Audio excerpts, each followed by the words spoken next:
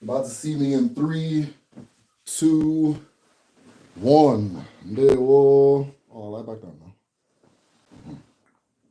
All right. Ndewo, we are officially live. Gotta mute you. Give me just a second, guys. I can't see you guys just yet. Ndewo. Who's all in here? Who is all in here? SC, Ndewo, Nwanne, Monica, Ndewo, Ikenga Wines, Ndewo, Mr. Banks, Corwin Banks, Ndewo. She can't tell me she didn't see this coming. That sounds freaky, but I'm gonna just put you on a warning for now. This is a post-freaky America. We don't talk like that over. I don't know what you mean by that. I don't know who you're talking about, but yeah. Ndewo, guys, Ndewo. All right, guys, once we get, let's do 10. Once we get 10 people in the live, we'll go ahead and begin, okay? Once we get 10 people in the live, we will go ahead and begin. I don't know why this ad is not letting me see you guys. Oh, man, this screen's very blurry. Give me just a second, guys. Let me fix this.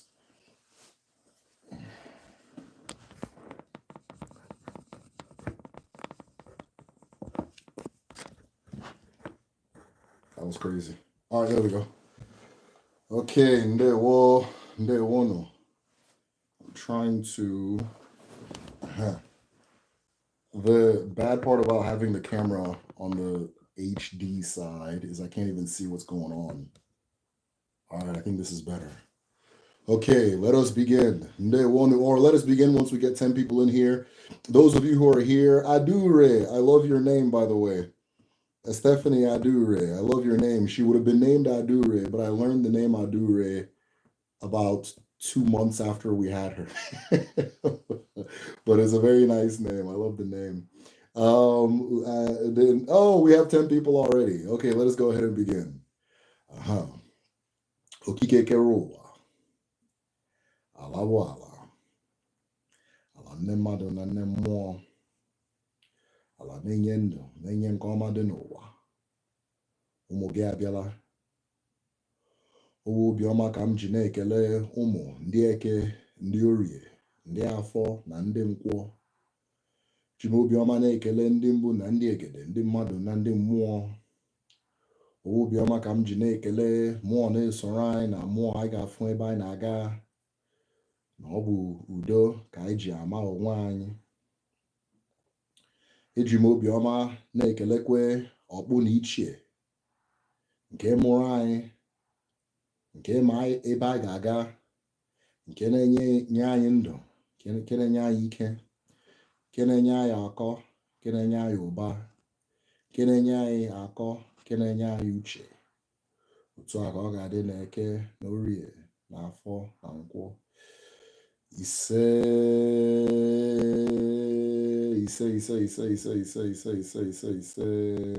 Ndewonu. All right, let us go ahead and begin. Okay, so a bunch of Ndewos. Ndewo, everybody who is here. I said we're going to start once we get 10 people in here. That happened very fast. So let's go ahead and go. Question number 1. If you guys have questions, ask the questions. Once the thoughts start flowing, I will discuss the topic, which is the Oseora connection to the Chi. Has everybody seen the Oseora explained video? The third eye explained video. Has everybody seen that video? Did you have questions you wanted to ask from that video or from anywhere else? First question I'm seeing here. Okay, no, that's not a question. And then somebody else. Okay, I'm question free. I have not seen the video yet. Maybe I should get the link and pin it here.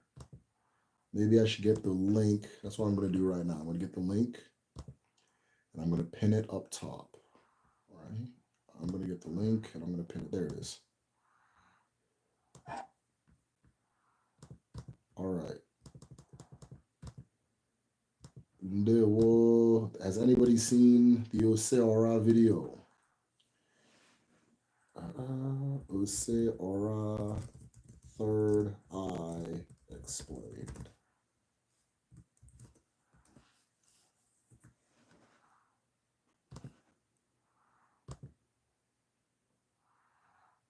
Ekeleo. I've seen it. It was blacktastic. I love that. Can I react to that?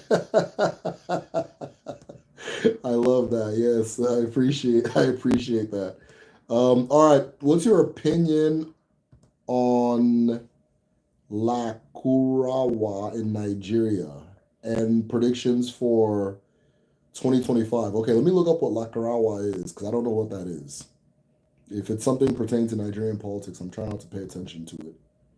Nigerian politics right now. Lakurawa. Chilling Lakurawa revelations. Destroys base. What? Oh, I think the Nigerian army accidentally bombed a community in the north. Um,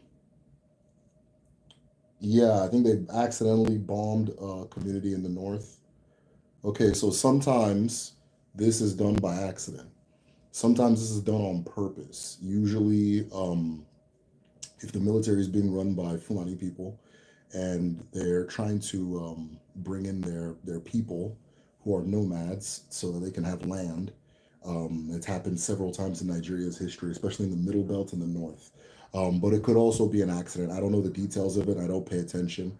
The only reason I even bring up the auction with the Fulani and all that stuff is because historically things like that have not been accidental. But I'm sure there's a debate as to whether it was an accident or not. Um, Airstrike on Lakwara Group killed 10 civilians. Yeah, this is kind of normal, especially if it's the Air Force. Especially if it's the Air Force. It's normal. Um, Unfortunately. Ekaleo. I've seen, okay, I read that one. I would like to know about the connection between dwarfs and the opening of third eye. Monica, you need to watch that video because I actually go into the topic of Umo Oshi and the third eye and the Oseara. But I'll go ahead and talk about it here, right? So if you've been watching the channel for a while, you'll know that I've discussed this concept of the four world ages. According to the ancestors, these are the four periods of human history, development, awakening that we underwent as a species. The first age being an age by which we were light forms, right? We and Chuku, we and the Chi were one and the same thing. We came in and out of creation um, at will. We did not need to eat, drink, sleep, or do any things you attribute to mortality. If you think about like a thought, think about a thought, the idea of a thought, right? And then that's how we were. We were like almost like thought forms, right? And from thought forms, we were in the age of Ogaka, which is the age of light beings, the age of spirits, right? Aka is a synonym for spirits in the Igbo language, right? Um, Specifically in the Afa language, Aka is spirit. In Sibiri, the symbol for ancestor or spirit is a palm, which is Aka, a hand, and then that kind of thing, right? Another name for Abia, which is God's wisdom that kind of reaches out, is Akachuku, right? That kind of thing. So the we go from light beings to being mortal, right? To and so forth. And in the process of becoming mortal, we have to learn to eat from the mother rather than eat from the father, which is the light form, Chuku Chi element. We have now moved into Eke, the manifest universe. And so we have to learn how to eat from the world and so forth. And it was at this age that our ancestors, the Umo Oshi, which were dwarf people, were the ones who were able to unlock the connection to Eke or Allah, to the connection to the mother on a spiritual level, right? We were connected to the father, and then we were disconnected from everything. And then they unlocked a connection to the mother. From that connection to the mother, most of what we call human culture, human civilization, everything like that emerges. In the Igbo context, the Afa language emerges from there. Divination emerges from there. Most of what we call Odinani comes from that era of the Omoshi unlocking it. The Aroshi come from there. The knowledge of the Abara come from there. All of that stuff And then, but it was the Umo Oshi, the dwarves, that helped us reach that phase. Now, the phase after was individuals known as the Umo Anwu, the children of the rising sun, unlocked a different kind of awareness known as your Oseora, your solar wisdom, your slight eye, your spiritual eye, or your third eye. The children of the rising sun were able to unlock this particular part of the human essence. And by unlocking it, the connection to the father was reestablished, right? So, connection to the father only, then connection to the mother only, and then the third world age, we now have connection to the mother and the father. We now have connection to the mother and the father. If you follow Igbo numerology, it goes by that same pattern as well, right? The one is the chi, the two is the eke or the being, the mother, one is the father, and then three is the ikenga space or the life space, the moral space where you're connected to the two and you're therefore kinetic. You can move, you have life, you're animated, that kind of thing, right? Um, and yeah, that was the third world age. But yeah, the Umo Anwo, children of the rising sun, were the ones that helped us unlock the third eye, the Oseara, which helps humanity achieve what we can call higher wisdom, the higher sciences, that kind of thing, until it was eventually all closed up upon seeing what the modern world would become. And so forth. But the dwarves were the ones that unlocked the Osenabo, which is your terrestrial eyes, right? Um, then the spiritual eye, the Oseora, is unlocked by the Umuamu, which come far after. So I hope that kind of answered the question. Adama, where are we at? I would like for you to explain some of the 365 senses we have. Absolutely. So, a good source for this is After God is Dibia, Dr. Rume. So he talks about the fact that a human being has over 365 senses, or you say 364, 365, like somewhere around there, right? And some of us, right, almost everybody has your standard five senses, but then some of us have these extra senses that other people don't tend to have with us, and so forth. So some of these can be included in that. There's I think clairvoyance, there's clairsentience, there's I think what we're referring to as empaths is one of those senses. Um, I'm trying to think of some other ones. Just all of those extra senses people tend to have.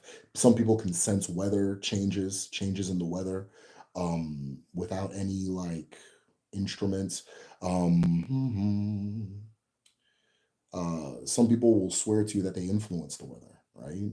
And I'm not talking about like at home they have rainmakers and things like that, but some people will swear to you that they themselves can influence the weather. So all of those things are all a part of these senses. Now, based on who we are and what our chi brought us in the world to be, we're going to have a different collection of these senses activated in us. Some of them will activate at certain times in our life and go away. Some of them, are always going to be with us, and they've always been loud and clear. So those of you in the chat that have senses that the average human being does not have, and I've seen and I've heard all types of things. um Lucid dreaming is another one. All of those extra capacities, those extra senses, those extra means of touching and feeling the world that go beyond the five senses. All of those are included in those extra senses that people go to. Adama. Let me see here. Thank you for the link. Adama. Speak on those senses. Let's see here. How can I connect to Okorochi? Okorochi. Okorochi. Can you explain what you mean by Okorochi? Right? Can you explain by what you mean by Okorochi? Okorochi means God man, or Chi man, right? Do you mean Okorosha? Do you mean Okorosha? There's a masquerade known as the Okorosha. So check that.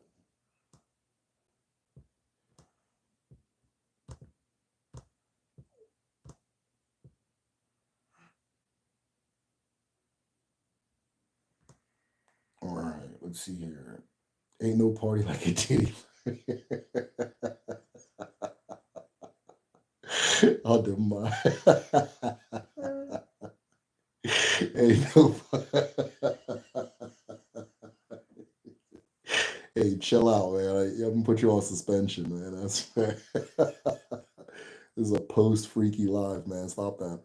Can you speak more on the Igbo understanding of the pyramids, what they're called again, the practice, and so on and so forth? Okay, so I can speak about the pyramids that are built in Igbo land, like the Igbo pyramids. If as I'm speaking, what I'm saying may or may not relate to the pyramids that everybody tends to know, which are the Egyptian and the Nubian pyramids. It may or may not relate, but this is what the Igbo people built pyramids for and what they understand about them, right? So the pyramid shape is an altar known as the Akwala Omomo, the Akwala Omomo, which is a, how do I put it this way?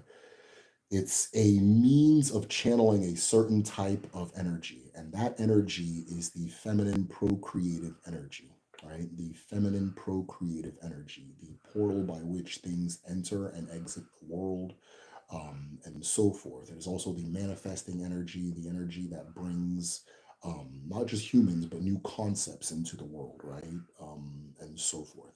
And so the Akwala Omomo is an altar specifically to Allah, to Allah. Now, when Igbo people would build Akwala Omomo, they would build them in groups of twos because there's this Ilu that says um, Allah uses two hands to give to her children, right? I, I think it's Alaji Aka Abụọ na-enye ụmụ ya, or something like that. Oh my, something like that, right? Which is Allah uses two hands to give to her children. So we use the two pyramids. We also use like a more of a step pyramid design, but the altar itself is the Akwala Omomo. It channels the energy known as Omomo, which is the feminine energy. Think of the Ikenga as the masculine energy, the Omomo or the Omo as the feminine energy, right? And so that particular shape is a manifesting shape. It is a life creating shape. It is a life giving shape. If you think about the shape of a pregnant woman's stomach, the shape of a mother's breasts, um, on and on and on. This particular shape, you see it in nature functioning in a very specific pattern and for a very specific reason. Um, and then from there we have the knowledge of the Akwala Omomo, right? From there we have knowledge of the Akwala Omomo and how it's used to manifest. Now, oftentimes you'll see, not all, I mean, let me say often, sometimes you'll see in people's homes the Akwala Omomo being the main piece in the family altar. And the reason for this is because that is the manifesting energy, the manifesting pattern, right? Shape and so forth. So sometimes you'll see these small ones set up in people's houses, right? And then the big ones that were set up for the community, which you'll still find pictures of online and stuff, but the British, partly the British, mainly the church people, got rid of. So I don't know. If you want to see the British and the church people as two separate people, then so where are we at?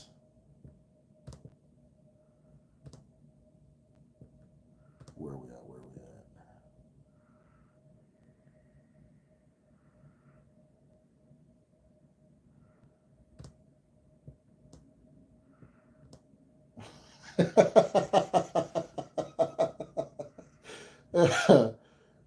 You guys are going nuts in the comments.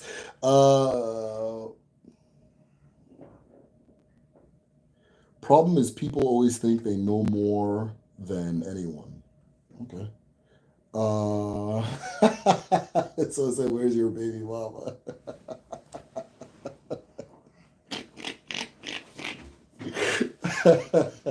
Okay, I see your last name is Gupta. Gupta, post your Tinder profile. Hey, swear to God that women are responding to your Tinder profile, Mr. Gupta. What is your reaction to Simon Ekpa's arrest? Honestly, with Simon Ekpa's arrest, I don't know what they're gonna do with that. But I will say this: I think Simon Ekpa was way more reckless than he was planless. If that makes sense, like he had a level of recklessness that would imply he had a plan, and it doesn't seem like he does. So, I mean, hey, process of elimination. Uh, do you agree with reparations from Britain? Reparations to Nigeria from Britain? No, not really. I don't think a single soul has ever mentioned getting reparations from Britain and Nigeria. Paul, are you a fan of the channel, or are you just kind of like a stupid person? What are you? What? Seems like you have no intelligent things to ask whatsoever. What's going on? Yeah, Paul. Nobody's talking about reparations, bro. You can calm down. Anyways, do we have any questions? What's going on, guys?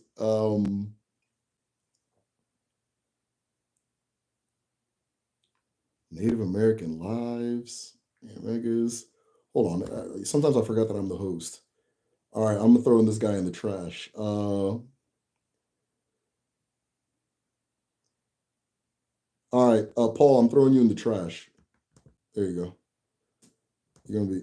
Let's do 24 hours. I want that fool gone forever. I don't.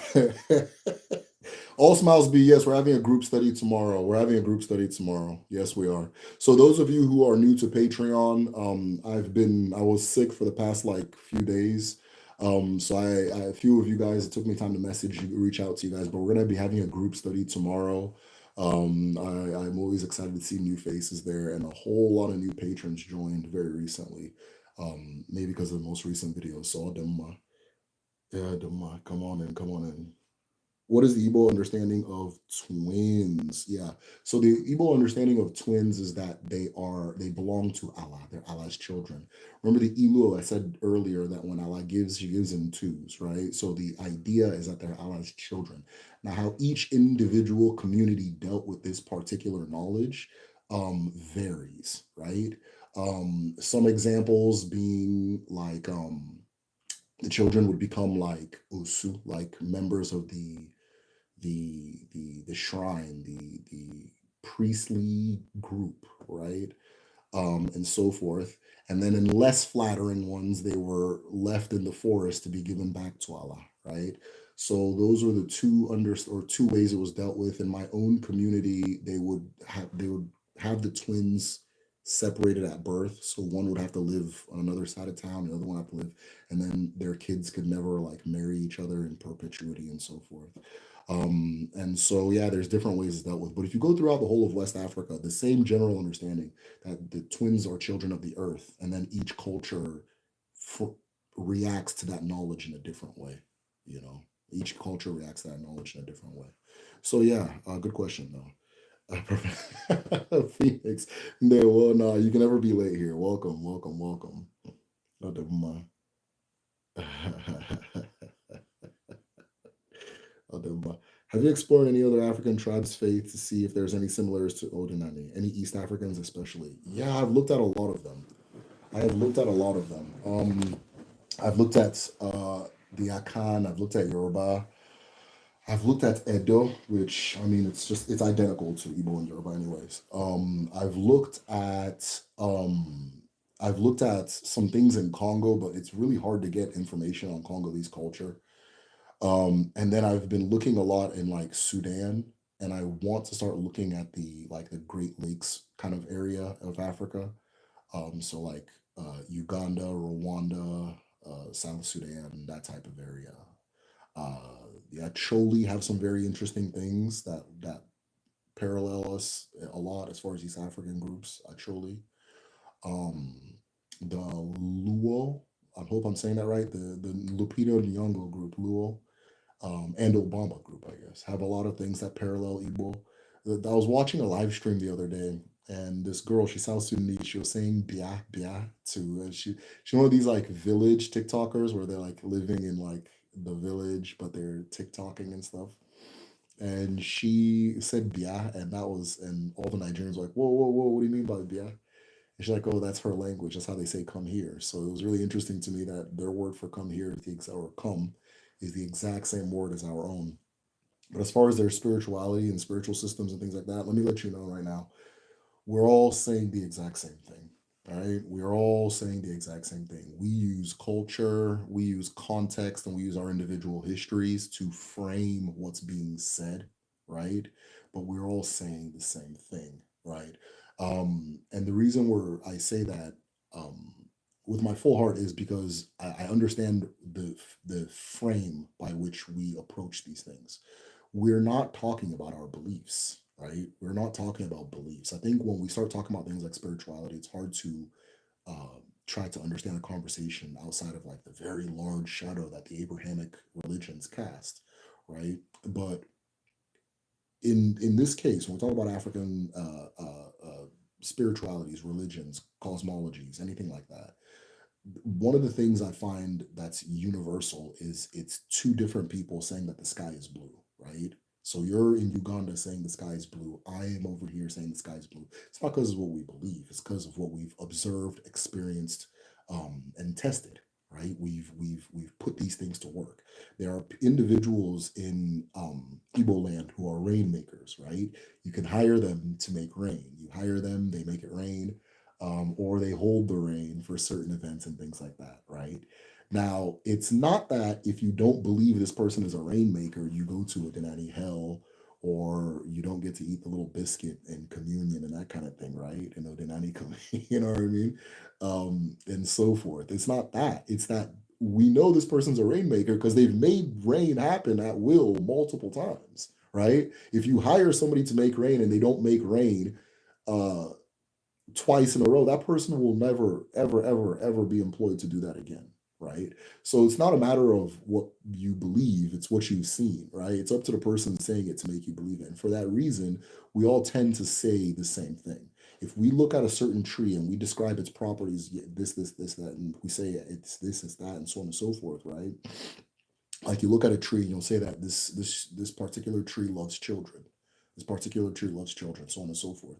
And then zoom in, you'll come to find that a lot of medicines that pertain to children will come from that tree. So what does that phrase that this tree loves children mean in the context of medicine?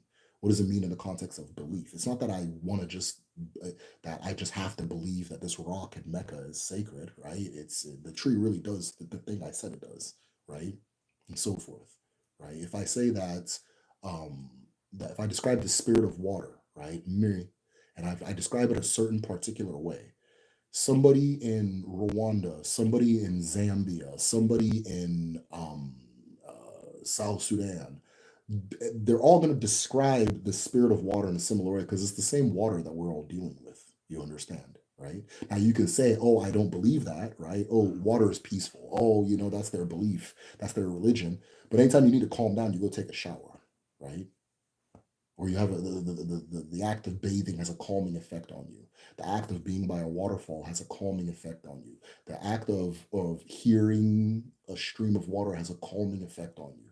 Every single that getting a cup of water has a calming effect. Every interaction you have with water has that effect. So is it that these people are just saying something because it's in Igbo Deuteronomy 6, or is it there, or is this actual experience? So yeah, we're all saying the same things because we're describing real life. We're talking about real life. You understand, right? As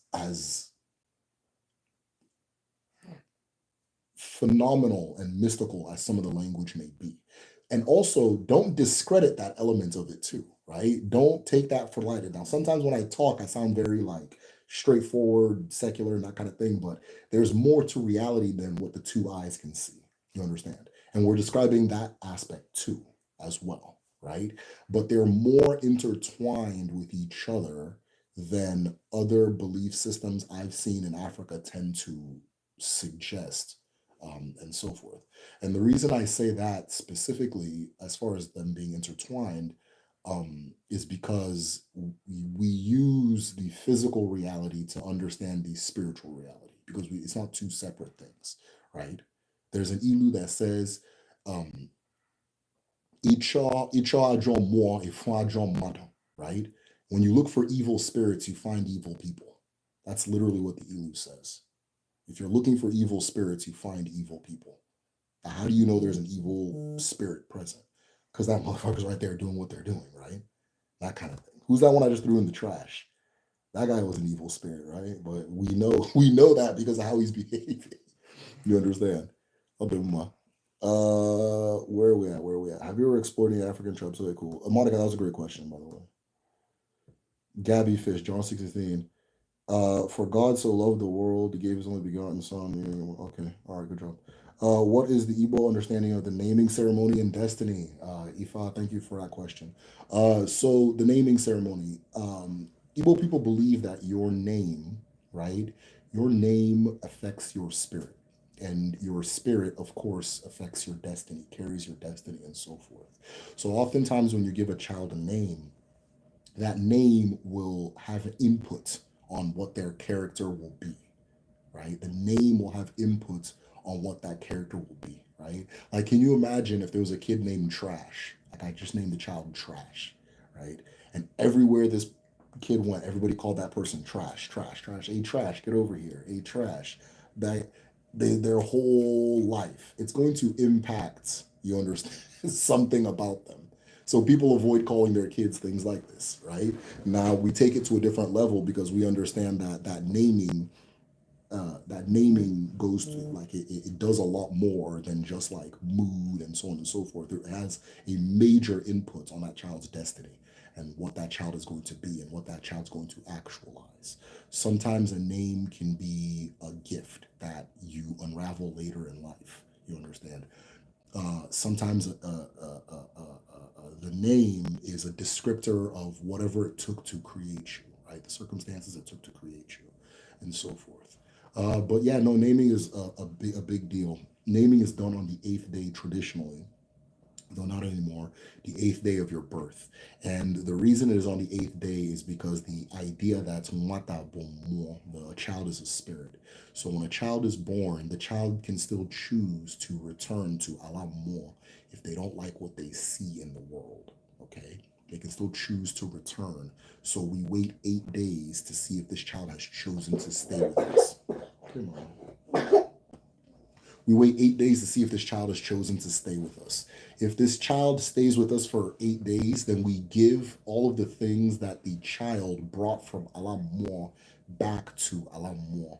So this would be their fingernails. Like if they're born with fingernails, you cut their fingernails, umbilical cord, placenta, um, I'm thinking hair. I think hair too is also included. Anything that they brought with them on that eighth day, you bury it with with a seed, and that seed will then grow and use all of that organic material as its first feed, as what it uses to program itself.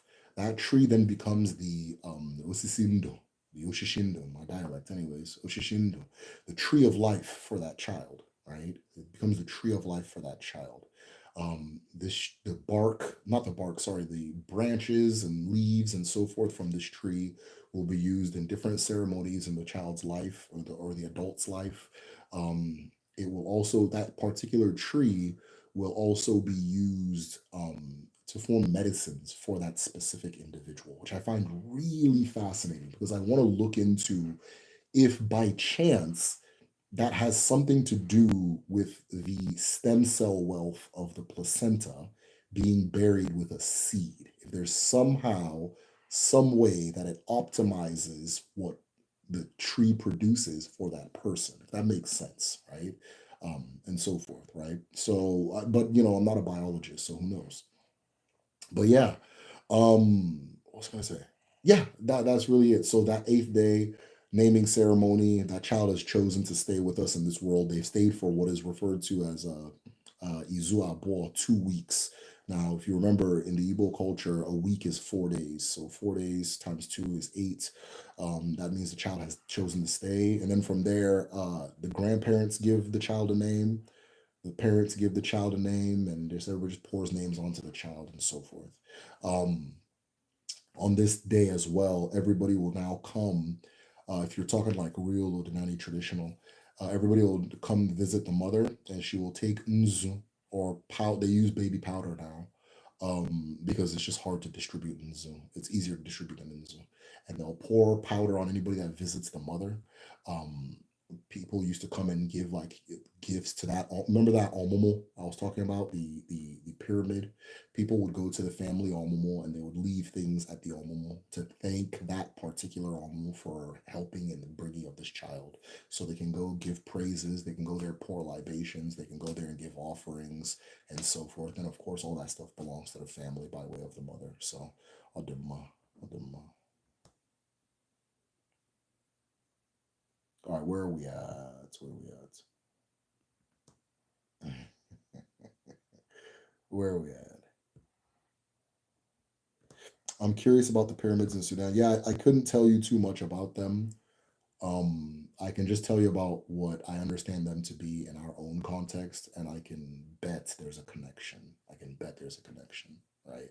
I know that the way they wrap their mummies in kemet is the exact same way. Like there's a certain bandaging that they do on it, like the black bandaging that they do over it. That's the exact same that we use for the awful. So I know that there's a connection between this concept of the covenant. If you think of like the Ark of the Covenant, right? If you think of this concept of the covenant and the mum, I because of Odinani, I understand more what a mummy is. A mummy is an awful. A mummy, an Egyptian mummy is an awful. They're using that to form an awful. You understand? And they're keeping that awful in the land. Um, and so forth, and enshrined inside of an Akwala, an Akwala, a pyramid. So from Odinani, I can understand what's going on as far as the pyramid structure and so forth. I'm willing to bet the Sudanese pyramids were the exact same situation, understanding, practice.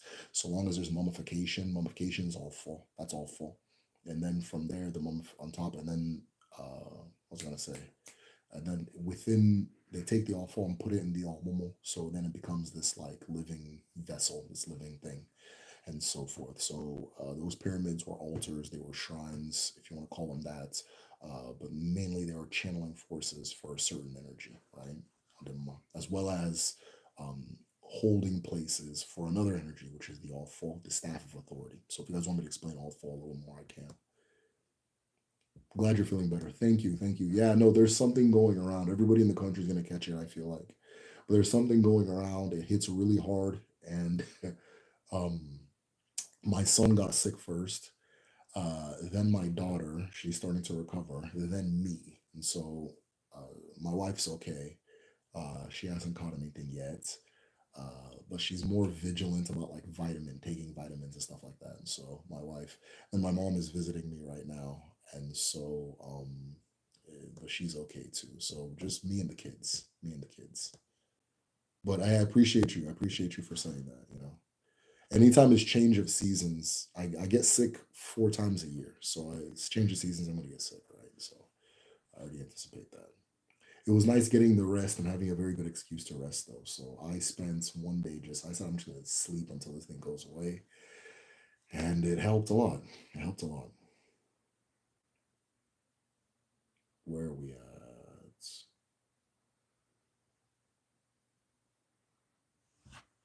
I'm curious about the pyramids in Sudan. Okay, we already answered that one. The question comes from a South Sudanese. Thank you. Oh, Monica, I didn't know you're South Sudanese. Cool. My son's godmother is South Sudanese. My son's godmother is South Sudanese.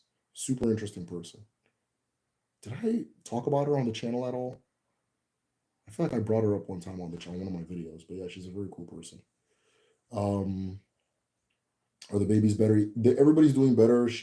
My daughter's energy is super low. So she's doing better, but she just wants to cuddle like she's doing now. Like this is what she wants to do all day.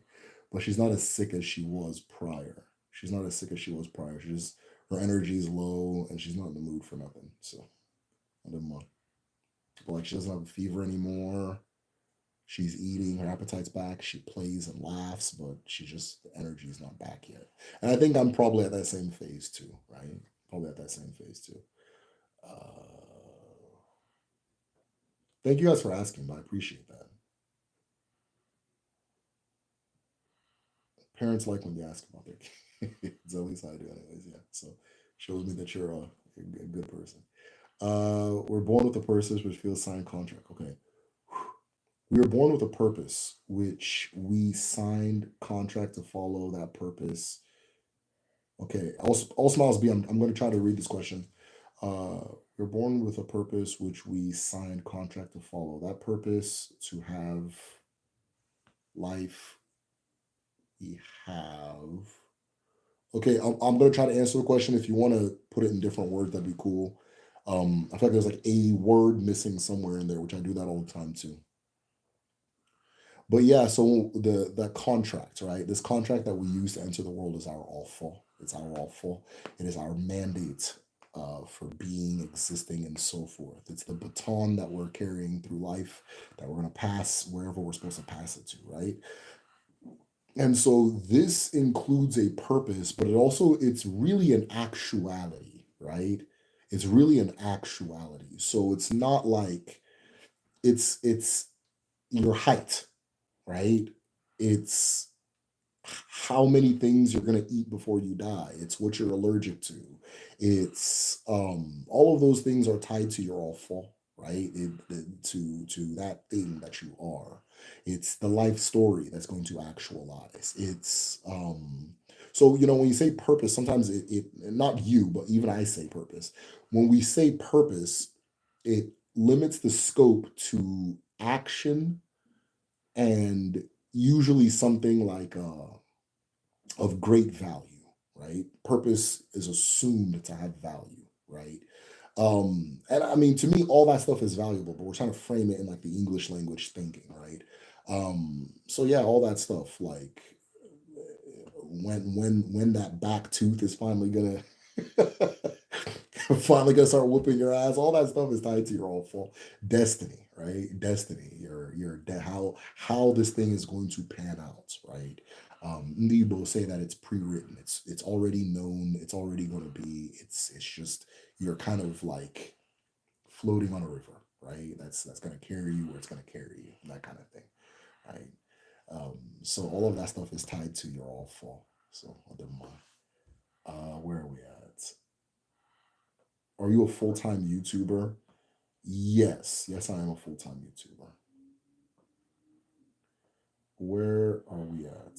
Yeah, I am a full-time YouTuber, but like I don't make that much from YouTube. So I have to be clever and make income in different ways that are connected to my YouTube presence, but it's not entirely from YouTube. So giving the credit to YouTube is a bit much. Giving the credit to YouTube and saying I'm a YouTuber is a bit much, but it's one of many platforms that allow me to pay my bills and have a an awesome level of independence. So I'll do more. Can you tell us how to petition? And thank you guys for making that possible, by the way. This, thank you guys, seriously. Can you tell us how to petition ancestors and how to properly work with them after setting up your ancestral altar? Okay, that's a really good question. I'm going to answer. I'm going to see what this person says after you. Can someone's chi or you will have opposing views? Okay, cool. I'll get to that. I made chi. Hey, Udobu. Hey, it's good seeing you. All right, so Uncensored Reasoning said, can you tell us? Oh, wow. Can you tell us how to petition ancestors and how to properly work with them? Let's have this conversation, right? Let's have this conversation because hopefully what I want to say comes out organically. You understand? Because I'm trying to think of how to get to it without making it my answer, right? Okay, so how do we how do we uh, work with our ancestors? You understand? It's a very simple process. The first step in working with your ancestors is knowing them, is knowing them, is being able to say their name, right? Being able to say their name. Now, no living human being will ever be able to say the names of absolutely all of their ancestors.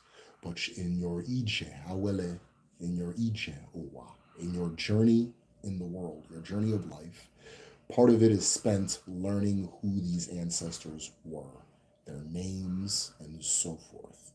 I like to add to the amount of ancestors I can call um, by learning my personal history, my family history. So you learn who they are, you learn their names, you learn you learn about them as a person Because the more you learn about each one of them, the more you learn about yourself. That is you, okay? That is you.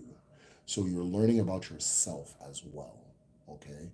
You are, if there are some particular things about them that will influence how you act in your altar. For example, I have an ancestor who didn't drink. He wouldn't drink, he wouldn't smoke, right? And so sometimes you'll see in a lot of African or African derived traditions where you use smoke as a means of waking up your ancestors, right? When you go to your altar, you blow smoke. I don't do that because none of my ancestors smoked, and one of them was very against the idea of the smoking, right? And then two, if I don't use alcohol at my altar, the only time I will is I'm calling a specific ancestor that's not that ancestor, but I'm going to give him his respects by not pouring alcohol on the altar because he didn't drink in his life, right? Um, and so forth. Now, here's the funny thing. As I learn about this growing up, I grew up in the suburban Midwest, right? So if you grew up in the suburban Midwest, you know that the only thing to do in life is to drink and is to drink, right? So if you want to socialize, you just drink. Now, in high school, I didn't drink. I just didn't see the point. I didn't want to. I didn't feel like it. I felt like I didn't like when like people would try to like, come on. I didn't like that. Like I was like, hey, you think I need your little shoulder nudge to do something? Like fuck out of here, right? And so either stubbornness or whatever, but I just didn't drink all through high school. I actually started drinking in like my 20s, right? I'm like, okay, I'm going to the club now. Maybe I should start drinking. Right? And like my dad specifically told me because at that time I thought I wanted to get into politics. And he goes, "Oh no, if you want to get into politics, you have to drink, right?" But that has funny advice. And so I was like, "All right, bet I'll start drinking," you know. And I started doing it, and like it's cool, you know, it's cool. But now in my 30s, I'll drink like once a year to that kind of thing. But it was interesting to me because now I discovered this ancestor who was like notorious for his like refusal. Yeah, he didn't like alcohol at all, and that kind of thing. I'm like, that's really interesting. You know what I mean? Because I like literally forced myself to do this thing. And back then, me in that era just wasn't doing it. So what am I doing now? I just don't anymore, right? Like I said, if it's like a holiday, I'll try. Just this Christmas, I try to drink some wine, but it was like, what is this, bro? But yeah, and then none of my brothers really drink like that. I mean, again, it's hard for the like sister, the whole that kind of thing, right? So we can call it genetics, we can call it whatever, right? But it's a cross section between genetics and spirit, where the same gene has been existing through time and space, and it now it's your turn, and because of your social situation, you may not know how to treat this thing, right? But then you go back and you're like, wait, 1712. I said, get that bottle out of my face. You know what I mean? So I'm going to continue, right? So as I was saying, I'm going to get back to the story. So how to work with your ancestors. The first step is knowing who they are, just period. The second step is calling their name in the morning, waking them up, or greeting them. That's a better way of saying it, greeting them, right? So you wake up in the morning, you greet. There's this understanding in the culture, in Omenala, Igbo culture, that greeting is a sacred act. That when you greet a person, you create a connection between you and that person, and it's necessary, right? I have a brother who was living with my sister and brother-in-law for a little bit, and he was stubborn. He was going through some things, a little teenage rebellion phase, and he just kind of refused to greet anybody in the morning. And after a while, the tension started to build. Right. That's why a lot of not neighborhood, a lot of roommate situations in America tend not to work because there's not a culture of greeting. Right. So to establish a peaceful connection between you and a person, to exchange spirit and be one, greeting, continuously greeting your ancestors, right? So when I go to my altar, I call my ancestors for an order of seniority, and I say Aname Kelegi. Aname Kelegi. I greet you. I'm gonna type it in the chat. Anam Kelegi. Aname Kelegi. I greet you. That's what I do. I greet you. I greet you. I greet you. So all you gotta do is just greet them. All you have to do is greet them. Okay. Now let's get to the topic of working with your ancestors. you've got something you want to do, you've got a big idea you want to go after, you got something, maybe you suspect somebody's trying to do something, you want someone to look over the shoulder and see what's going on. After the how you have a relationship, you can now start saying, this is what's going on, right? This is what I'm going through, right? And I appeal to you for this, this.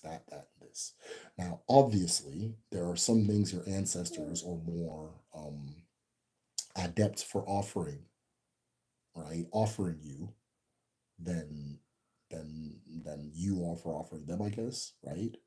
But it's a two-way relationship. You understand? It is a two-way thing. It's a two-way relationship. Okay. So are you doing your ancestors' will in the world before you start asking your ancestors to do your will in more in spirit, right? That kind of thing. I have an ancestor that during like my grandfather, he started getting dementia when he was older, and he swore I had a doctorate. He swore I had a doctorate, right? And so yeah, I looked at that and I looked at his own history because he's like he loves education. He's all about education and learning and that kind of thing. But because of his life story, he wasn't able to go through as much education as he wanted to, right? So I'm going to carry that baton for him, right? I am going to carry that baton for him, right? Now, prior to really thinking about this ancestor in his life, I don't have, I don't, like, I, I don't need to go to a university like to get a job or something like that, right? And I never thought that was going to work for me. But now I have a different, I'm going to do it for him, right? That kind of thing. So you're also doing their will. It's a two-way thing.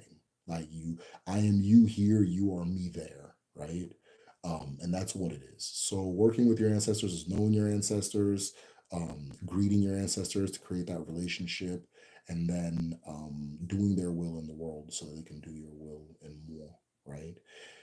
And then how am I gonna say this? This is the one I was trying to say. I'm trying to think of how to get to it. And the thought is like swimming around, but it hasn't materialized in my head. But like, your ancestors aren't Jesus, right? Your ancestors are not Jesus. So I hope nobody's coming in there thinking that their ancestor is supposed to be some superhero that flies around and does shit for them, right? That's not what it is, right? The reason African cultures venerate ancestors is because they venerate elders and they venerate humans and they venerate family and they venerate each other, okay? They venerate each other, period. You understand? And an ancestor is is though okay, being dead is not the end of your membership in the family, right? Being dead is not the end of your membership in my life. You passing away doesn't mean that it's over and you become another thing. Whatever respect, honor, care, love, affection, inclusion, I think that's the most important word, that I would normally extend to you if you were alive, I will continue to extend that to you even after you pass. And that's what the ancestor thing is about. Okay. A lot of people think that, like, if you get ancestors, now you start tapping into this and you can do this. And that's not really what it is, right? That's not really what it is. It's just the term Ichie, I'll use the Igbo term Ichie, right? We often translate Igbo, I'm sorry, in Igbo, we often translate Ichie as ancestor. But Ichie just means like exalted person, leader, elder. It's a title you can take. There's Ichie that are alive. There's Ichie that are alive. You understand, right? Anybody that's taken a title is a living Ichie. They're alive. So when I say an Nze is a living ancestor, I'm very literal when I'm saying that, right? And so we continue the honoring. We continue honoring you in death as I honored you in life. If I am preparing a meal for the family, you're a part of the family too. You're going to get your portion. Okay. If we're having a family celebration, right? And we're having drinks, I'm going to go over and give you your drinks as well. Right. If I'm waking up in the morning and greeting my ancestors, it would also make sense to greet everybody in the house as well and begin a practice of greeting everybody you encounter. Greet the people in the house, greet your neighbors, greet the people you encounter outside in the world, right? Because it's not that you're just greeting them because they're ancestors and then everybody, it's just that you just greet people, period. And the dead are people, right? Your personhood does not go away because you've passed, right? So that's really what ancestors are in the African context, right? That kind of thing. Where are we at? Cool. Can someone's chi and onyowa have opposing views on their destiny of an individual? No, I don't know. I don't believe they can, right? No, I don't think they can. Oh, it doesn't. That doesn't really make sense, right? I don't believe they can. I can't think of any example where that would even like what that would look like in real life. Yes, Mama. Hold on. All right. And sorry to hear that you were sick. Oh, thank you so much. Madam, oh, my husband's Dinka. Okay, cool. Yeah, yeah. So I grew up in Nebraska, so it was at the time, I think there still is, but there was a very big South Sudanese community. So a lot of my friends growing up were South Sudanese. Um, the first non-Nigerian. No, no, let me take that back. The first non-Nigerian African I met was Zimbabwean. And after that, it was just South Sudanese from then on, right? So yeah, no, I have a lot of people from South Sudan somehow, some way connected to my family. So I don't mind.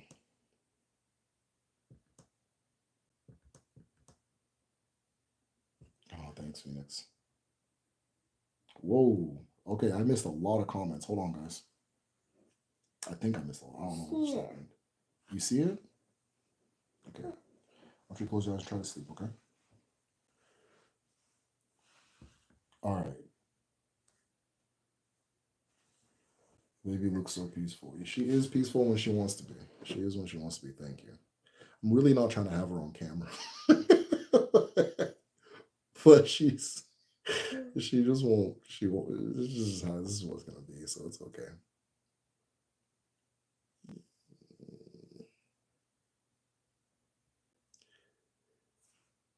Okay, I kind of lost my place. Hold on.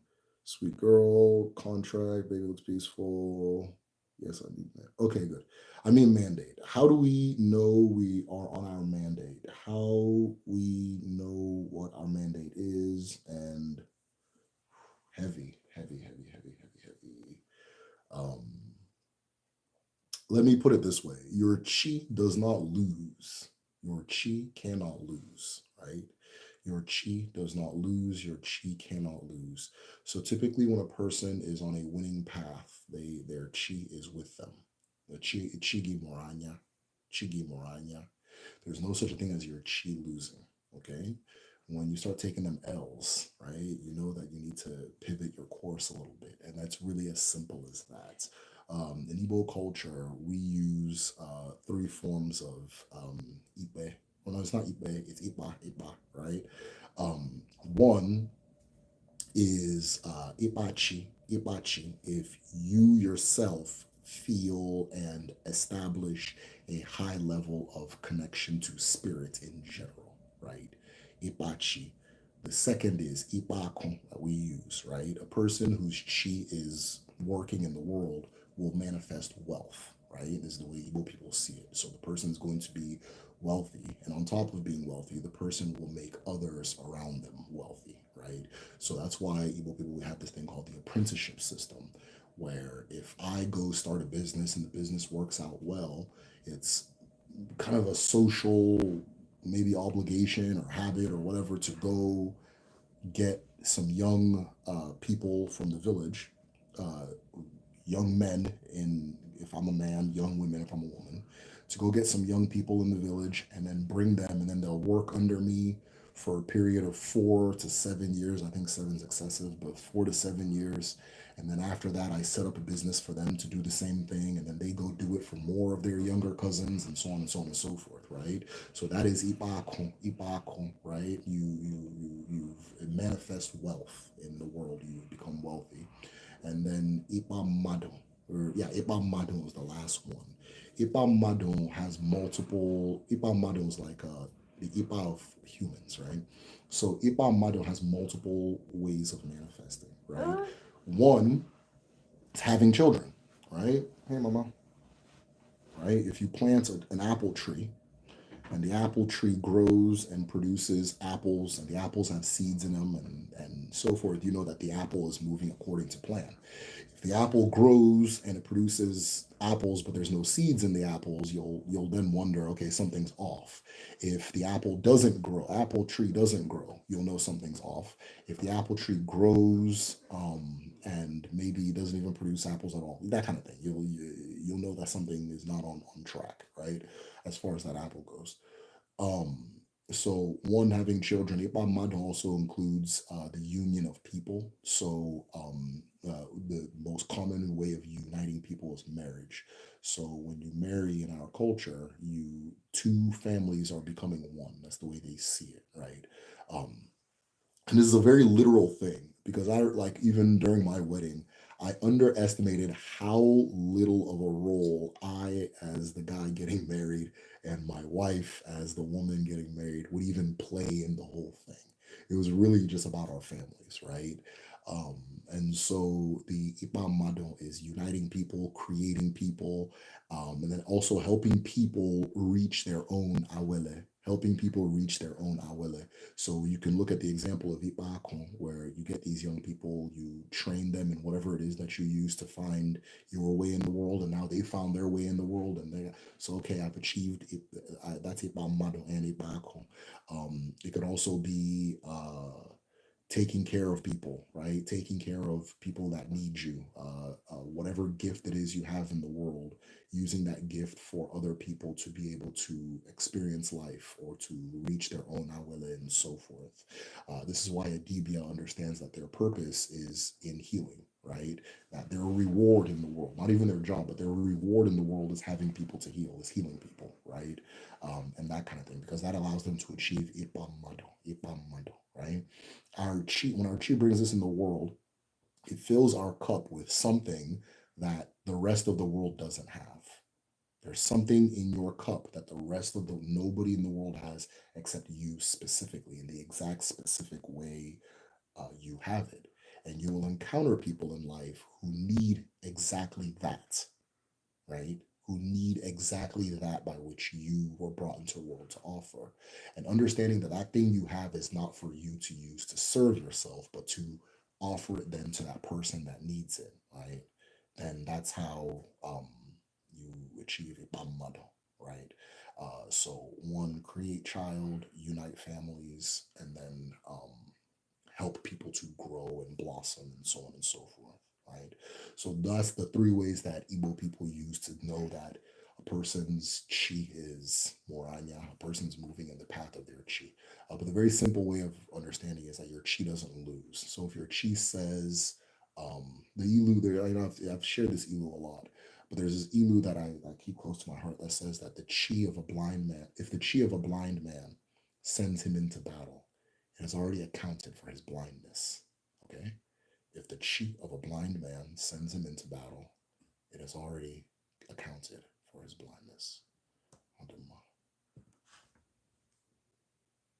For those who don't understand, the blind man is going to win the battle. So even if the blind man doubts it because of his blindness, the chi already knew you were blind before they sent you. This is the day that the blind man wins the battle. Okay? All right, where are we at?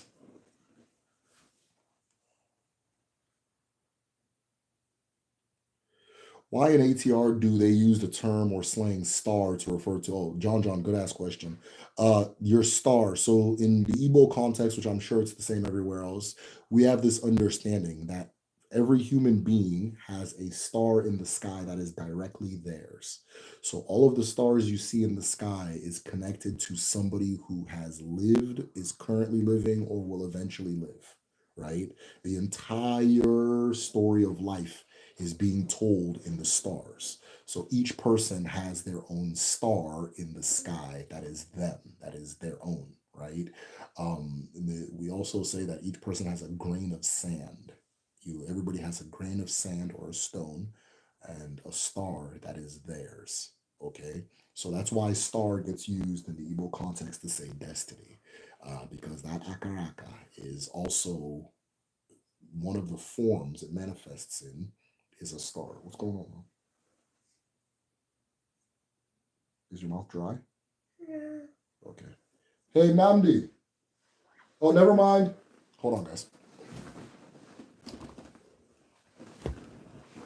So, there we go. No, don't worry about it. Thank you, though. Is that better? Okay. So as I was saying, yeah, that's why star gets used because there's a star that is connected to your destiny, right? What's the meaning behind the numbers 1911? And keep talking about the pyramids, brother. The wisdom lays with the ancients. Olaf, thank you for asking.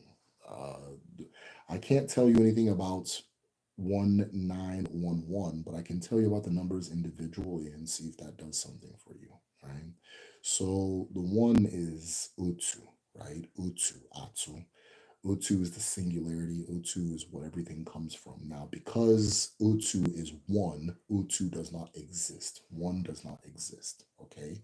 So everything that is a part of inexistence, maybe it's a good way to refer to it, is one. The chi is connected to the number one. Okay. Chuku is the number one.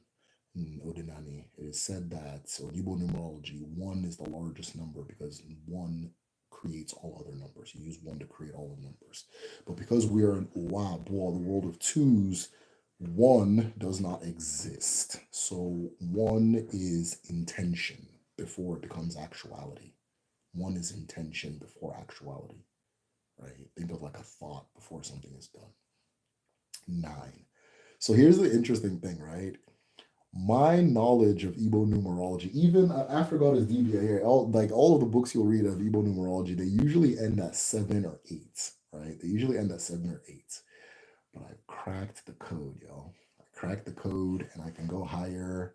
I can go higher than 7 and 8, right? I can go higher than 7 and 8. But give me some time. I have to make sure I'm correct on this. So hold on. 1, 2, 3, and then 4.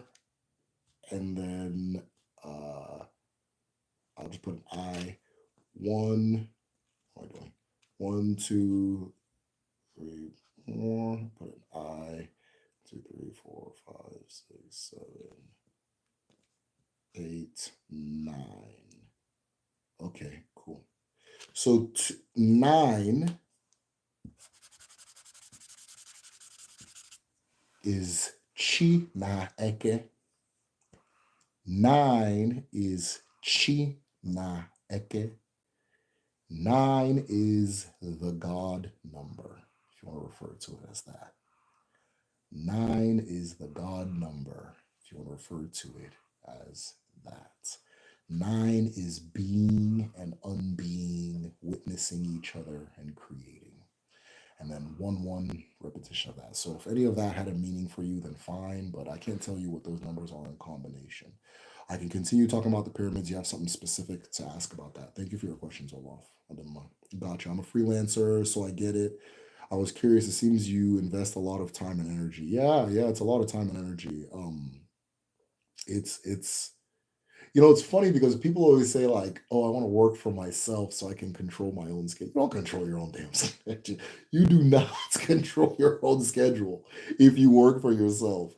If you work for yourself, you're either working or you're paranoid that you're not working enough, right? Because there's no net but to catch your fall, right?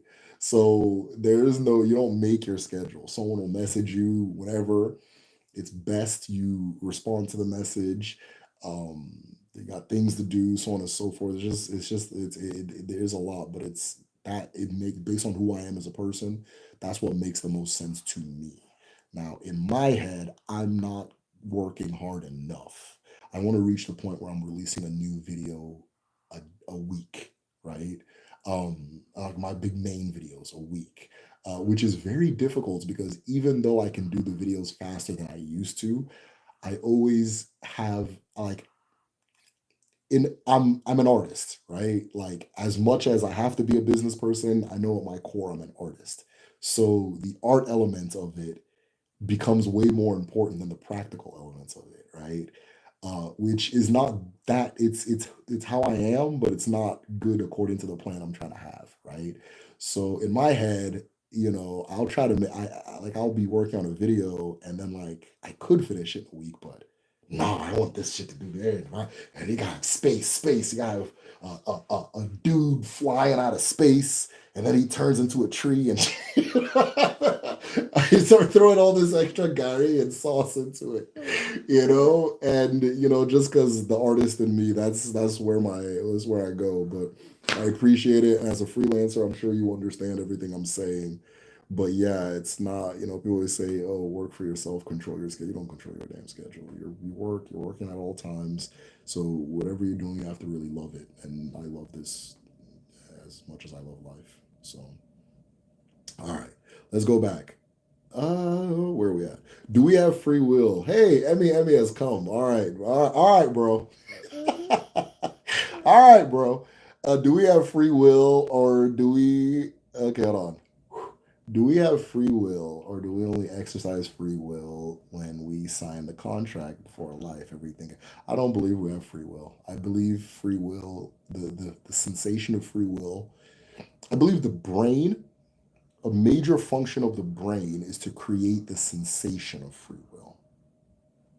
Major function of the brain is to create the sensation of free will. So you may have a low zinc intake, and because your zinc is low, it causes your body to not want to socialize. But then your brain will tell you, I think I want to stay home today. Yeah, you want to stay home today, don't you? And you go, yeah. And you think it's because of you, not because of zinc, right? But no, I don't believe we have free will. I did a video.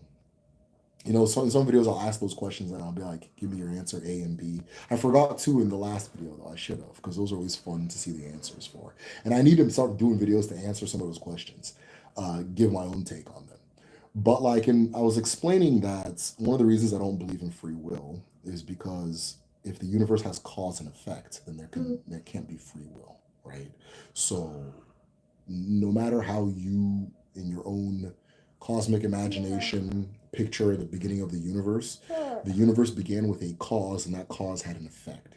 And that effect becomes a cause for another effect, which becomes a cause for another effect, and so on and so forth. And then you reach a point where you have this uncountable amounts of causes and effects bouncing off of each other. Now, there's so many of them going off at one time that your brain can now create this illusion that a lot of these things are being done by choice, right? Being done by choice, right? That you're choosing to, like, I'm choosing to wave my hands around. You understand? I'm not choosing any of this. It's all a part of that chain that began at the very beginning. It's like when you hit like billiard balls, you go crack and they smack against each other, and because there's so many calculations happening at one time, it seems chaotic, right? It seems chaotic. It seems like there's no order. But every single thing is happening is an effect of a cause, which is affecting a cause, which is affecting a cause. Are you laughing? Which is affecting a cause, which is affecting a cause, right? So, and then from there, we become who we are. We manifest as human beings, and so on and so forth. So, no, I don't believe in free will. I believe that if the universe has cause and effects, you cannot have free will.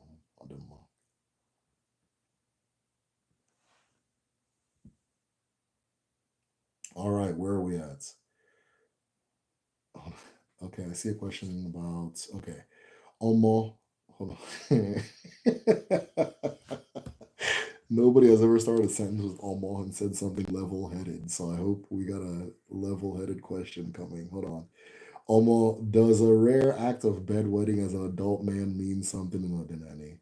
Or was this my bad scenario? Your spirit as more, you can go back in time. You understand? You're more, you can go back in time. And sometimes when you go back in time with more, you will exhibit some of the habits of the previous time, right? Your more is timeless. Your more does not have a sense of time. Your more exists at all times that it exists everywhere you have ever been. And some say everywhere you will be. Your more is already there, right? Your more is I think I want to say 5 dimensional. I think that's how they describe that particular thing, right? And so at all times you can return to those different spaces at different levels of intensity. Okay, so you can return lightly, which we call a memory, right? Which we call a memory. Let me find out that the MEM in memory is something spiritual. Let me check. Let me check. Because the Greeks were saying the same things we're saying too. Hold on, wait. Memory etymology. Let's see. Memor, mindful. Okay, so it's self-explanatory then. I'm tripping. So, what was I going to say?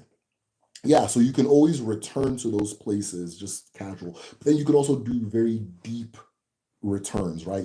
Based on your level of aptitude. You could actually return physically and start we call that like a trauma sometimes. Like I think trauma is one of the ways we do that, right? Where you can you can physically return to a place because of the what you experience at that place, right? You can physically return to a moment because of what you experienced at that moment. Your relationship, the more and madam, the relationship with more and your body is funny, and your body does not believe in time the way your mind does, because your spirit more does not exist in the space of time and that kind of thing, right? So you can go to these different places based on more, but then like trauma is a way we can be sent there accidentally. You can then become so adept and in tune with yourself spiritually that you can deliberately go to these places, right? Deliberately go to these places, right? This is one of the reasons why there's a lot of pain in several African rituals. There's an element of pain, right? There's an element of pain in a lot of rituals, right? It makes it easier to go back to that place because of the intensity of the sensation, right? But sometimes you'll go back and then you'll start exhibiting the habits of that time, which is could be bedwetting. Now, this is my own. I'm not like I don't know why you decided to urinate on your bed, my brother. But this is one of the things that I think is interesting that might be tied to it. So was there a change in your life that took you back to a time, right? Was there a change in your life that took you back to a time? Did you start dating somebody new? You know, is there something that took you back? Were you triggered somehow? You know, did you visit your old uh, family home, right? That kind of thing. I can always go back to how I felt as a teenager when I go to like my parents' house. You know, I go back to, I was like, oh, damn, this is interesting. You know, I go back to how I felt in that time, that kind of thing. I just love the way you take it. Okay, thank you. I appreciate it. Thank you, everyone. I appreciate that. I enjoy wine cocktails. Nothing straight. It's gross. Yeah, yeah, yeah. What does an Igbo writing look like? Okay, so in Igbo culture, sometimes there's no unified writing system, but the closest we get are Uli and Insibidi, which nobody has shown me the difference between them, right? So I'm going to try to do some writing for you guys then, since somebody is curious. I'll give you some examples. I actually gave a symbol.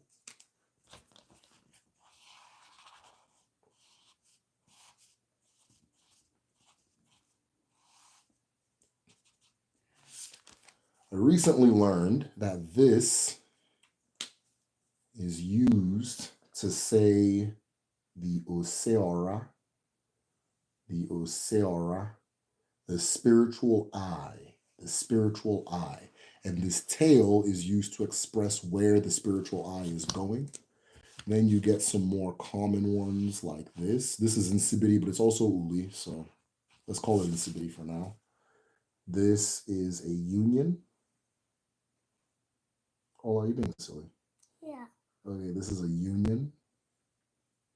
This is a union like love, marriage, friendship. I'm trying to think of some other ones. Man. Man. It's also synonymous with person. What? Oh my god. Oh my god. This is woman.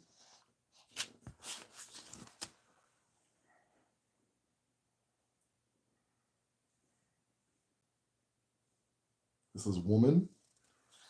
This is, I'm trying to think of some other ones. Um, I hope I'm not wrong on this one, but this is warrior. I could have done that better. What? This is warrior. What? My dogs. Oh my dogs. My daughter seems to like Insibidi. My daughter had Uli tattoos in her past life. My daughter is in her past life was my grand aunt. My grand aunt, and she was she wasn't like a Dibia or an Izny, but she was very spiritually gifted, right? But she wasn't like officially recognized as one. But anytime we needed something, we would go to her. So I'm trying to think of what else. I'm trying to think of some other ones. That was warrior. This is, I don't know. I just picked a difficult one. This is like conversation, words, that kind of thing. That X, conversation. You see it? It's the man symbol crossing, so they're conversing, right? Uh, I'm trying to go off the top of my head, just the ones I remember. What? Are you being silly? Yeah. Okay. I'm trying to think of. I want to say. No, let me not. Let me not guess. I'm not trying. I'm do the ones I know. Why can't I remember Earth? Why can't I remember Earth? I know this is.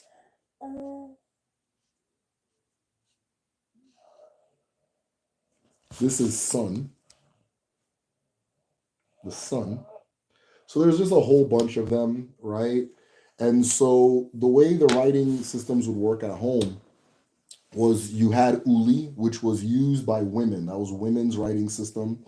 And every single town you'd go to, the women would know how to do Uli. It was just a given, right? Like it was just what they knew how to do and so forth. So a lot of the Uli from back in the day, funny enough, a lot of the Uli from back in the day preserves like a lot of gossip. It's a lot of like people trying to secretly tell another person's business and that kind of thing, which I found hilarious. Um, and then there's on top of the Uli, there's Insibidi, which like if you take Uli and you now add these extra elements and things, I think you add these extra elements, but there's a secretive element of Insibidi where you could only learn Insibidi if you're a member of the Ekpe society, right? The Ekpe society, they keep it to themselves. Um, and so forth. And they use it as a means of communication. So I think Uli and I think Insibidi has some type of like it's some type of derivative from Uli in a weird way. but it has like secret symbols in there for like talking secretly amongst members of Ekpe. So those are the writing systems from home. I'm trying to think of some other ones too. Uh, there was a thing called somebody called it like the yam script, but I never, like, you would write it on your yam, like you'd make these marks on yams. And then there was a culture of like signature signing, but like, so if you're a titled person, if a titled person cannot, how do I put it this way? A titled person cannot interact with a person of bad character, right? You cannot interact with a person of bad character if you're a titled person, because you're trying to keep your own your spirit pure, right? And keep it light. And you're not going to sully it by being around people who like commit aru or have bad character, right? So a titled person doesn't interact with a non-titled people.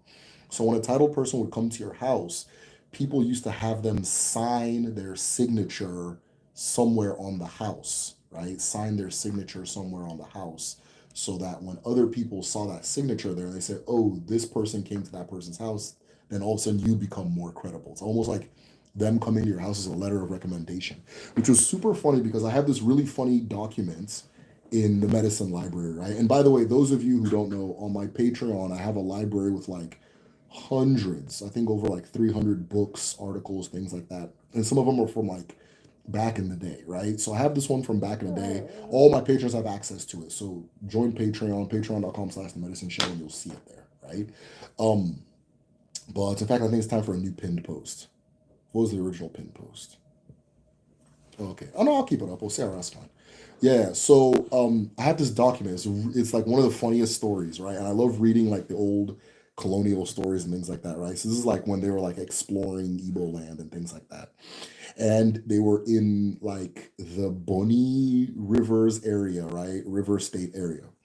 And they met this guy who like the person writing was very, very negative about. He's like, and we met the most obnoxious fellow. He had a book that he would walk around, and anytime he met a foreigner, he would make the foreigner sign the book. And he's so foolish, he doesn't even know what the foreigners are writing in the book. And the foreigners are writing all types of profanities in the book, and he doesn't even know. And then, because he's a braggart, he goes to his fellow Africans and he shows them this book and this and this and that. And he thought that this guy was going around just flexing the book, like just trying to show, look, I got these white people to sign my book, right? And so the guy comes up to him, he's like, hey, you need to sign my book. And he's like, sure, I'll sign your book. And he signs it. And he's just being negative about him, negative about him, negative about him. And so the guy arranges to take the Caucasoid to his original village, which is somewhere in like Anambra, I think, right? And so they go up the Niger River and they get there, and the guy, the Caucasian, he gets sick, and they have this woman watching him. And he's in this room where he's sick, and he says that like when night came, he thought that a fight broke out. He has malaria at this time, and he woke up and he thought he was gonna die.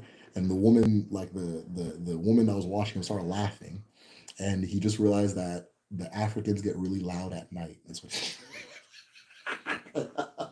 But he thought there was a fight, right? And so he complained about how he couldn't sleep. Oh, you know, white people are, this is the, you call this ice, that kind of thing. And so this woman was laughing. And he says that at first she saw him almost as someone to be pitied, but after a while she feels that the woman became very amused by his behavior, right? And so he comes out, and then the next thing he describes after getting healthy was he meets like the chief, the Obi of Onitsha at the time. And he talks about this guy as a very dignified man. He talks about him in good terms, but he's still very annoyed about he called him what was his name? King Boy. He kept calling him King Boy as his name, which to me tells me his name was Izukuru, right? And which translates to King Man, but he's racist. So we kept calling him King Boy. And King Boy was there being obnoxious. And then he starts describing that King Boy and he, the white guy, King Boy, the Obi of Onitsha, and the Obi of Onitsha. Oh, I'll leave that part out. Hold on. And a mystery guest. We're gonna sail back down to the Niger Delta, and deliver a bunch of yams, because all of the agricultural, like all of the food, because in the cultures in that, like the coastal areas, they don't farm. It's against their culture to farm, right? Traditionally. So they didn't farm. So they would get all their food and all their like tools and boats from Igbo people from upriver, right? And so they're going to go back down river and sell their boats and stuff to Ijaw people and sell yams to Ijaw people and that kind of thing. And then he describes the Obi of Onitsha now brought his daughter to the thing, and he keeps talking about this girl, talking about this girl, talking about this girl, talking about this girl. He now starts going into how the women of this land are unusually beautiful, blah blah blah. Are you okay? Yeah. Okay, no. The women of this land are beautiful, blah blah blah. He keeps going on and on and on about it. And then they reach the place, and he now realizes that King Boy is the fiance of the daughter, right? And the reason King Boy keeps getting these signatures is because if people see that King Boy has all these foreigner signatures, they now know he has access to foreigners, and it's easier for him to do business with people, right? It's a resume. You understand? And he gets so pissed off. And I was like, oh, that's why he was being negative about King Boy to begin with. That man was hating, boy. But yeah, no, it's one of my favorite documents. It's on Patreon. If you're a patron and you want to read it for yourself, message me and I'll send you the link. It's not gonna happen today. Maybe, oh no, group study. Okay, maybe tomorrow. I'll get to you tomorrow. But message me, I'll send you a link. It's a super interesting story. I think it's a funny ass story. But he was hating the whole time. It's like he's like, I was like, okay, usually these things are pretty racist, but like he seems to be cool with everybody but King Boy specifically. Like everything King Boy does pisses him off. And then he figured out that King Boy not only took his what he thought was his girl in his head, right? He even knows, like, at one point I noticed that she was looking at me like it's like, okay, dude, you know. And when I look back, she laughed, or she exchanged a smile, and da, da, da. And then he now figures out that's King Boy's fiance. Oh, this man was peeved, and so yeah, he was hating. But it was one of my favorite documents. I love when you see like the kind of like human elements of the whole thing. Anyway, it's all done. Nebraska sounds like a turn up spot, all the cornfields. So I'm not here to endorse Nebraska, y'all. That's not, don't go live in no damn Nebraska. But because it's so unturned, you have to just force yourself to be turned, right? And so that is why in at the Walmart there, they lock up all the alcohol. All right.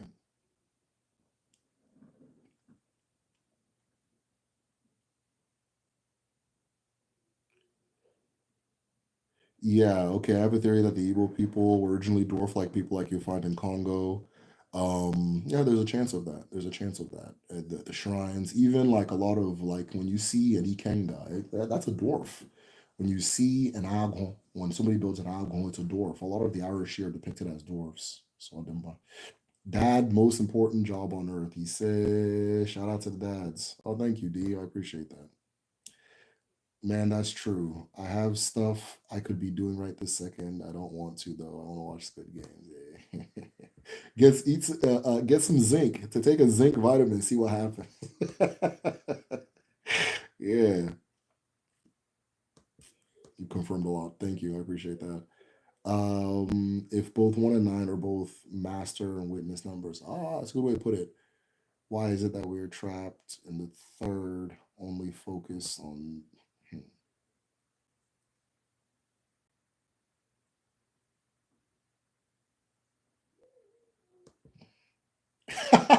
There's no free will. Olaf, I don't understand your first question about the dualities. So if you want to elaborate, I'd appreciate that. There's no free will. You're either a willing participant or an unwilling participant. That's funny. That is true though. How do you know your soul? You live your life. You figure it out. You learn more and more every day. You learn more and more every day. You figure out by bumping into the wall. You figure out by walking through a dark room and patting things, figuring out where things are and things aren't. Things that work for you are a yes as far as your contract goes. Things that don't work for you are a no as far as your contract goes. So that's really it. you know. But you figure that out every single day. Like me, I know there are certain behaviors that as an adult now, I know that if I exhibit, things don't work for me, right? That my chi does not approve of. And it's just my chi that's that way. Another person can do the exact same thing and their chi is cool with it. But my chi doesn't approve of that behavior. You understand? So as I live my life, I learn that. I figure that out through trial and error. Now you can ask your ancestors as well. You can go to your ancestors and be deliberate. A lot of things in Odinani, right?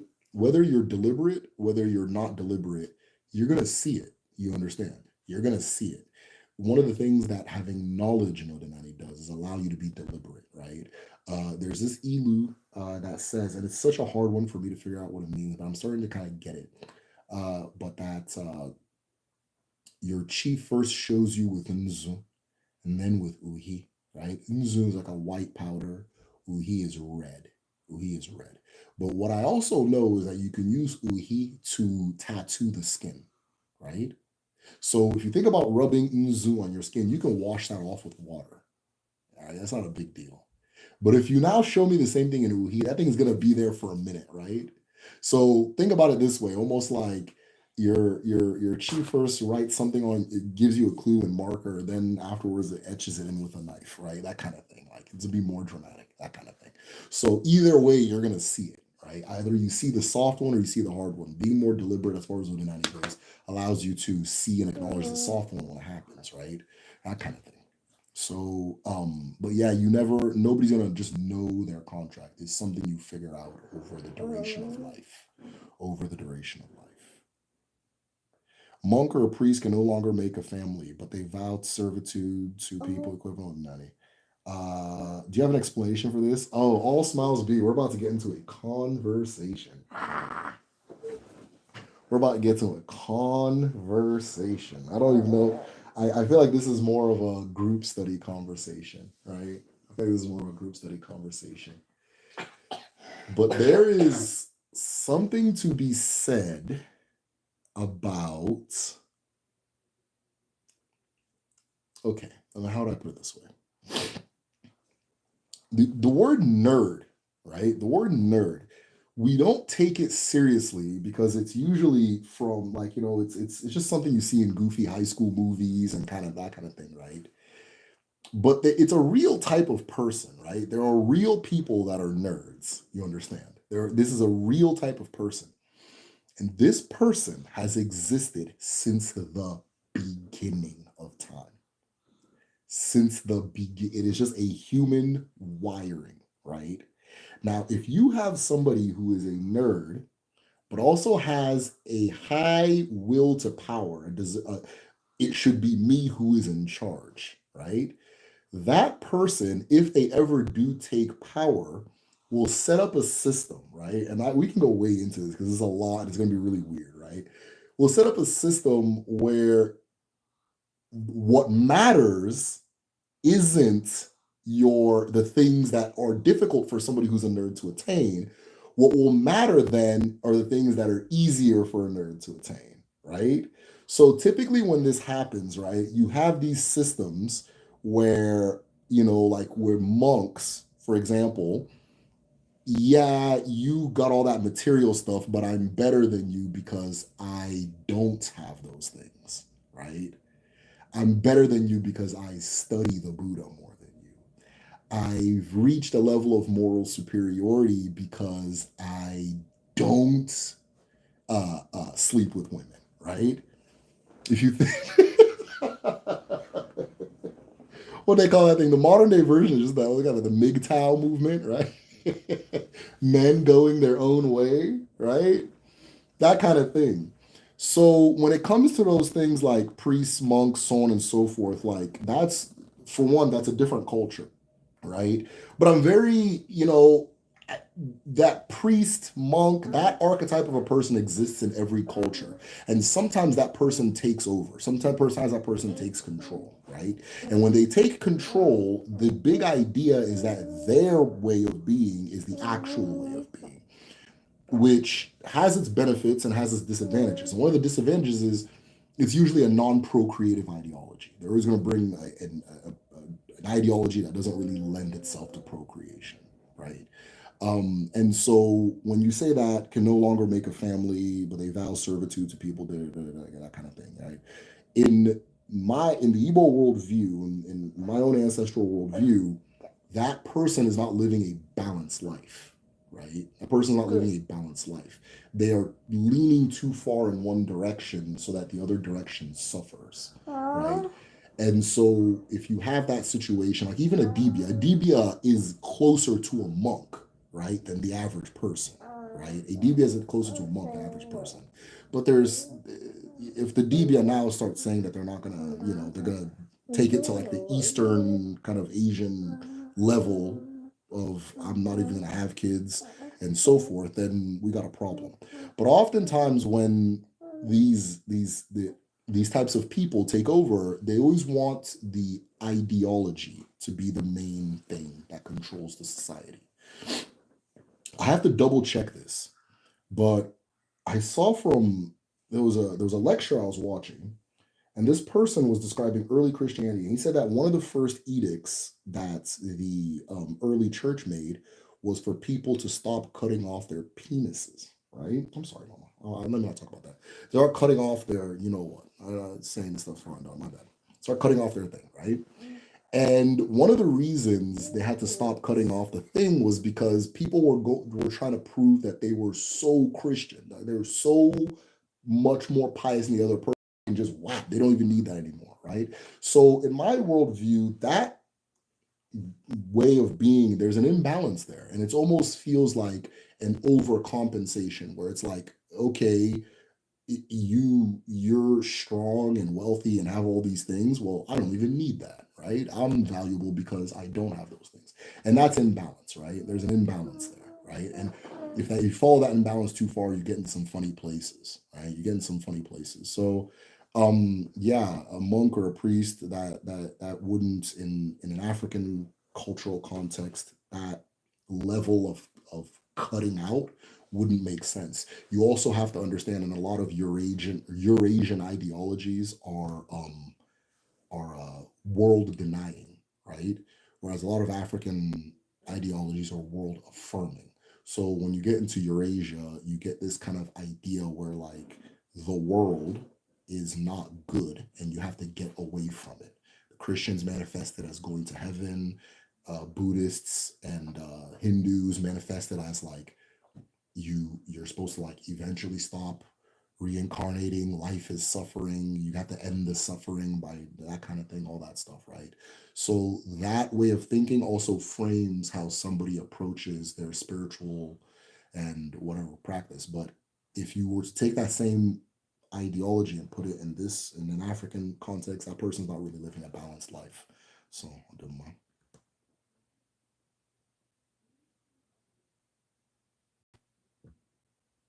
Nisibidi, Earth is opposite of Sun. Okay, Ray, thank you for that. Yes, I think you're correct. Yeah, yeah, yeah. Okay, yes, Ray, you're 100% correct. So that was Sun, and then this is Earth. I forgot. Yeah, you are 100% correct. So the first one is because I put the little rays up top, it's Sun, but without those rays, this is, am I using my finger right? Let me see. Let me see here. Hold on.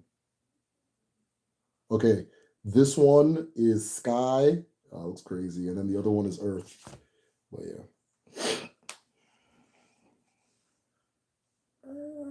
I need to start digging through your library. You said. Yes. Zinc will force me to work. Maybe. Maybe. Bro, I'm a nerd. Hold up. Yeah, yeah, man. It's, I'm a nerd too. I'm a nerd too. And I think throughout life, I've always had this idea that what's going on up here is more important than what's going on out there. And because if I got a lot going on up here, then I'm in a good place. That's okay. That's cool, but it's not full balance. That's not the full picture, right? And a lot of like, when the nerds take over, they tend to do like for example, like, I don't I have a very different way of looking at political theory, like Marxism, capital, all that stuff, whatever. But from what I can see, Communism and fascism are when the nerds take over, right? A communist and a fascist, they're both nerds. The fascist is a nerd that hates nerds and hates being a nerd, right? So they want to have this idealized idea of non-nerdiness that they can attain more than an actual non-nerd because it's still coming from the head. So if you think about like a lot of like the right-wing people on like the internet and stuff like Ben Shapiro and all of them, there's this thing that they try to push that they're more masculine than liberals. You understand? But you look at Ben Shapiro and you look at the way he talks, and this guy, he can't really shoot a ball like that. Definitely can't dunk.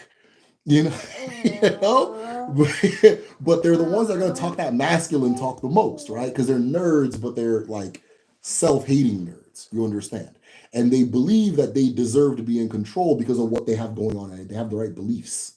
I have the right beliefs, right? It doesn't matter if I have the most money or the royal bloodline. I have the right beliefs. On the other end, on the left, it's the same thing. I should be in charge because I have the right beliefs, right? I should be in charge. I have the right beliefs, and my correct beliefs will allow me to build a better society than these other people who don't have the correct beliefs, right?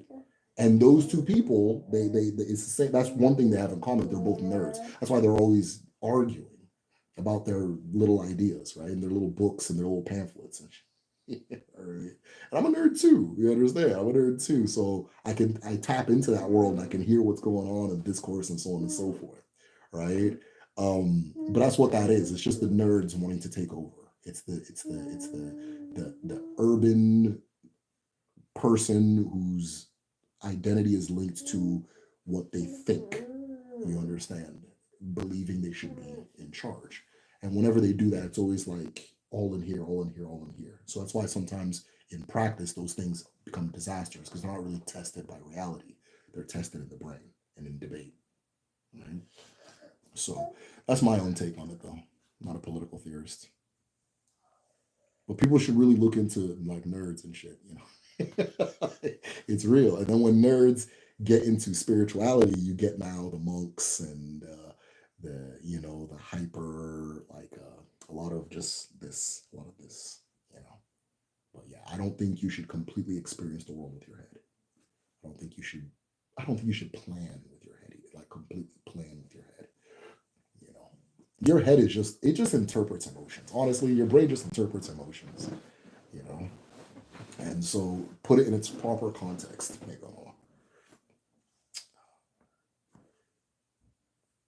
Where are we at? Priests and monks became celibate as a way of keeping money in their institutions. I can somewhat see that, but they were celibate before it. They were celibate before it, right? And there's a lot of like Abrahamic religions appeal to the downtrodden, right? That's what they do. They appeal to the downtrodden because they were written by the downtrodden. They were eventually collected and organized by the non-downtrodden, but they were written for the downtrodden, to the downtrodden, and so forth, right? And so they carry the morality that justifies that way of being. Even when the colonialists came to Africa, they went to the people who were at the bottom of society first. They went to people who were slaves. Those were the first converts. You understand? It's like, hey, you want to be a slave or you want to be a Christian? Oh, I want to be a Christian. Okay, come here. Check this out. Okay, now that you're a Christian, you're going to be the minister of this and this and that. You're going to be in charge now, right? And make sure they all join this thing too. Okay, bet. What am I losing in this? I just went from being enslaved by these assholes to now running them, right? You understand? So they appeal to the downtrodden. That's why they spread so fast. That's why their message looks the way it does, right? And that kind of thing. And after the downtrodden, it appeals to like nerds, right? It's nerds. I read the thing more than you, right? Well, according to Sunnah 51, 53, 56, you're not even supposed to wear socks, right? And so whoever doesn't wear the socks is the superior person. Not the strongest person in the room, not the person who can throw a ball the furthest, not a person who has the most natural charisma, not the person who the world responds to positively. for just being, right? It's that kind of thing. So it's something that I think people should look into. I'm sure it's been looked into before with different words, right? But there's something there. I think it's interesting. So when you get like those like extreme, like, and one thing that nerds do is they try to like, once whatever their nerdism becomes like authority, the space race begins, right? Look at the way people treat Star Wars and all these animes and stuff like that. You're not even a real fan. You're not even a real Christian. You're not even a real Muslim. You're not even a real communist. It's the same shit. This doesn't mean these things are bad. You don't mean things are bad, but there's I see a through line. I see a through line. So I'll do more. Guys, I think I'm about to wrap it up. I'm talking nonsense now. Elon Musk, exactly. You got Elon Musk. Elon Musk is shaped like the letter P. You understand? But Elon Musk will, if you allow this man to talk about masculinity and being manly, he will yap and yap and yap all day about it, right? Now, is he more masculine than, I don't know, goddamn. I'm trying to think. I can't think of something. Is he more masculine than Ocho Cinco? Not really. But between the two of them, who's gonna sit there and talk about masculinity the most and how it's gonna be Musk? And you ask them what masculinity is, always gonna be opinion stuff. I watch masculine TV shows. I watch manly TV shows. I oh I vote the manly way. That kind of thing. It's nerd. It's nerd. I'm an empathetic nerd. Me too, my friend. Me too. Your brain's a node for your brain simply serves as a node for eternal consciousness. I wish I could hit a little heart thing on that, but it deserves it. So, my guys, I've reached that point of the thing where I've been on here so long that I started yapping nonsense. So, as always, hold on, wait. Someone explained a little bit astral projection and we discussed my experiences. He asked me to join their movement. He explained about their Messiah and Savior. Be careful. Be careful. Be careful. Anyways, guys, we've hit the end. Hey, we're starting Igbo language class. We are starting Igbo language class. This year, we are actually going to have a portion. So if you're signed up for the Igbo language class, we're going to be studying Insibidi.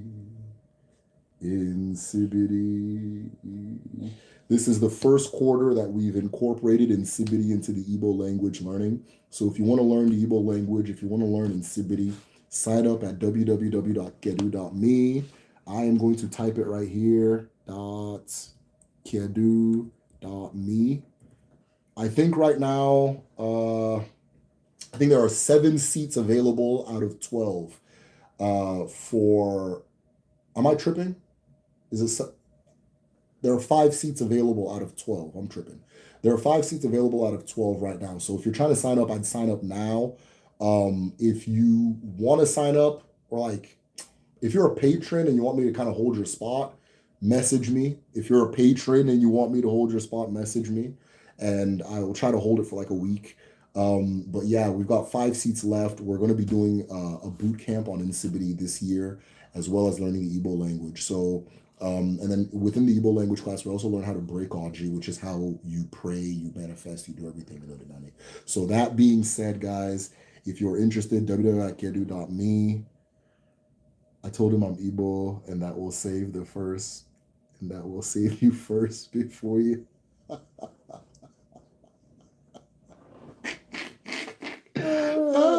Angel D babe. Anyways. Oh man, you did well. So that being said, guys, as always, gade, geto. Nke ọbụla unu tiri aka ọ ga-adị n'ụwa. Ọ ga-adị otu a na eke, n'orie, na afọ, na nkwọ. Ise.